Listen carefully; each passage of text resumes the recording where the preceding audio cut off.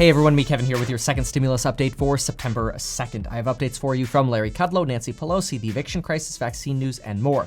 First, on the eviction crisis. New updates are coming out regarding this new CDC eviction ban. First and foremost, it's important to know that the eviction ban only applies for, evictions that are prevented due to a lack of paying rent.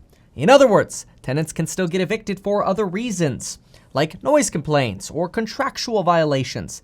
This is good to know because it's possible we might see certain evictions getting filed to basically be known as shadow evictions, where a landlord tries to get out a non-paying tenant for some other purpose. So if you are a tenant and you are facing eviction, make sure you read your contract to make sure that there's no loophole so that you can stay protected if you are truly in need of help.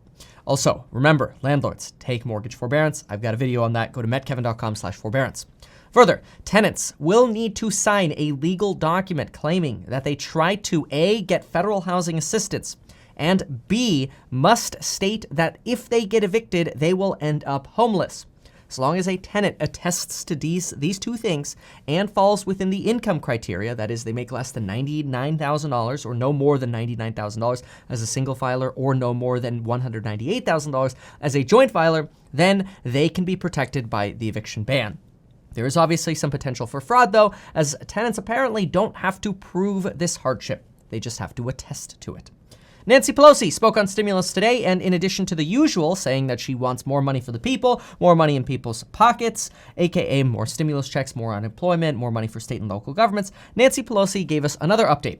She said that when the HEROES Act was passed in May, they allocated $100 billion for school reopenings. And at that time, that seemed doable because it seemed like schools would be on track to open well. Well, now Nancy Pelosi is worried that we actually might need twice that amount of money for schools, given the setbacks that we're actually now seeing at schools since, now we're back in school season. The University of South Carolina, for instance, reported that 1,000 of their students now have COVID.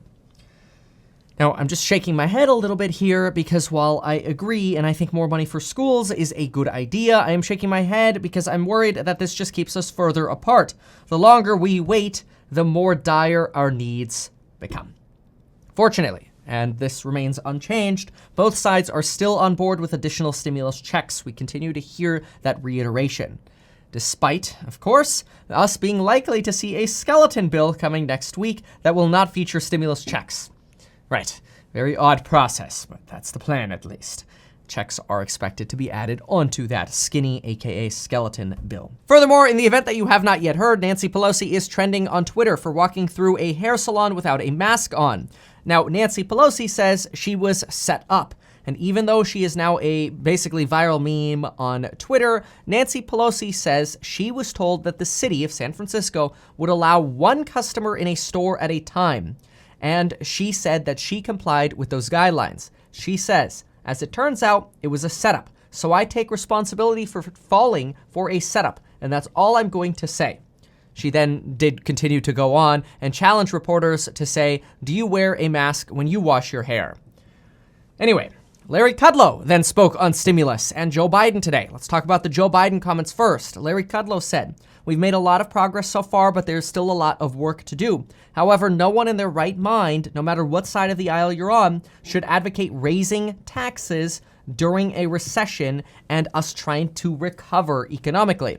This is him slamming Joe Biden. If you have not yet seen, I have completely broken down Joe Biden and Kamala Harris tax plans and compared them to Donald Trump. I will link that video either up here or in the description.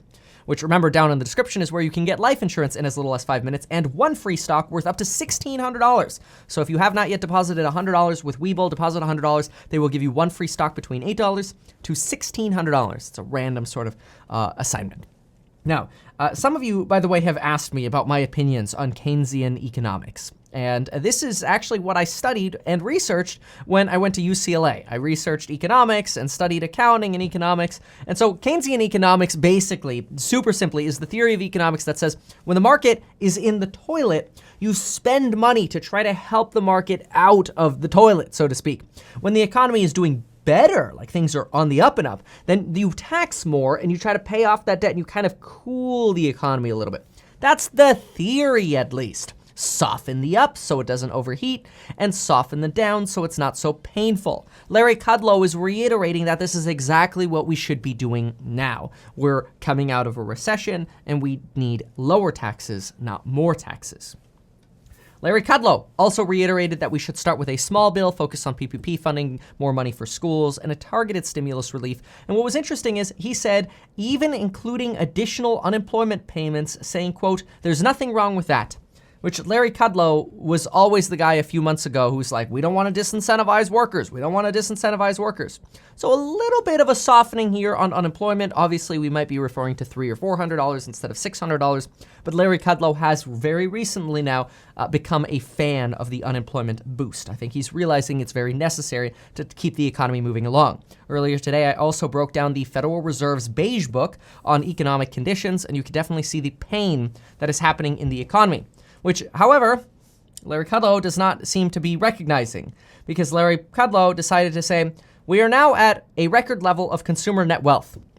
Homes are rising. Stocks are rising. People have plenty of cash in their bank accounts, and people are not taking on new debt.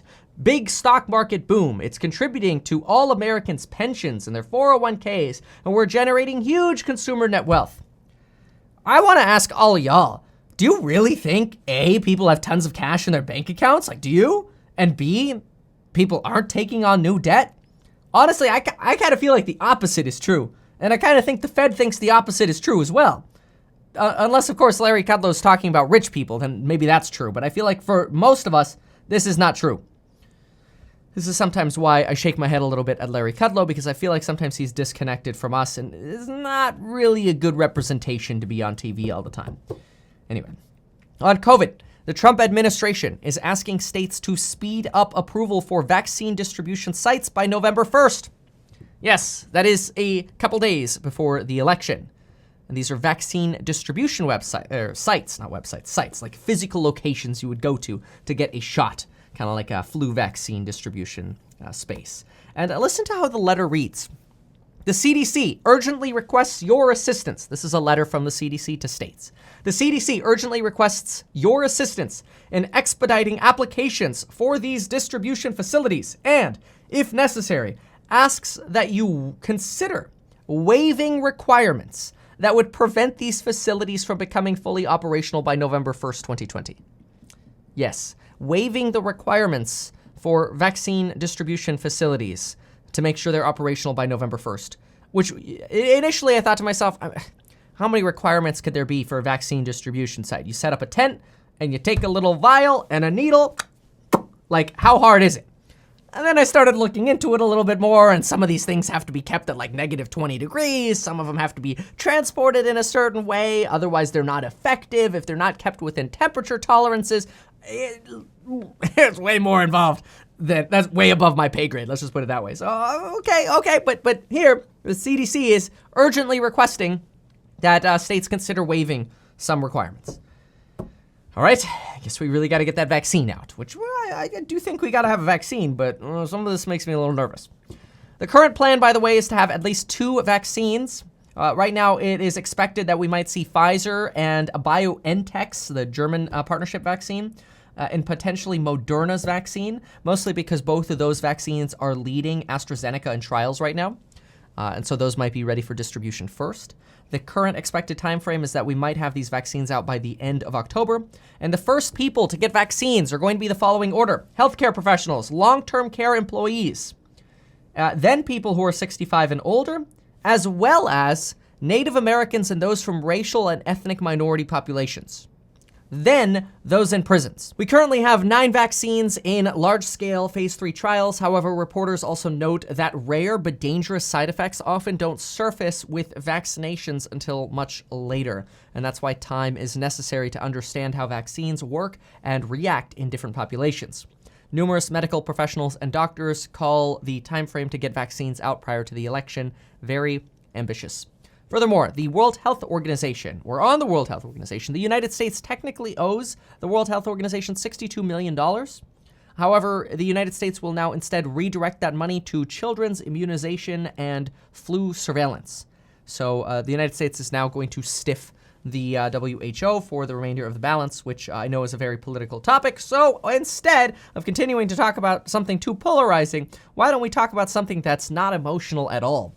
Like the stock market, the graph of human emotion. Yes, folks, Tesla was down almost 14% today. It ended down about 5.8%, and after hours, it's down another 2.2%. Watch my video. I warned about this. If you're interested in Tesla, if you're trying to understand what's going on, type in, meet Kevin. Why is Tesla falling? I did a complete breakdown on this, and I saw this coming. You'll see my explanations as to how I saw this coming in that video. Furthermore, Zoom shaved a little bit of money off their crazy run that they had yesterday, but otherwise, mostly we had a pretty green day today with the movie theaters booming, Peloton, the bike manufacturer, up 8.8%, absolutely incredible, and Dave & Buster's, folks, Dave & Buster's, at least stock-wise, not necessarily going busters right now, closing at $18.87, up about 4.14% today. Well, there you have it, folks. If you like this kind of content, please consider subscribing. I really, really appreciate all of your support. I love reading your comments as well. And folks, we will see you in the next video.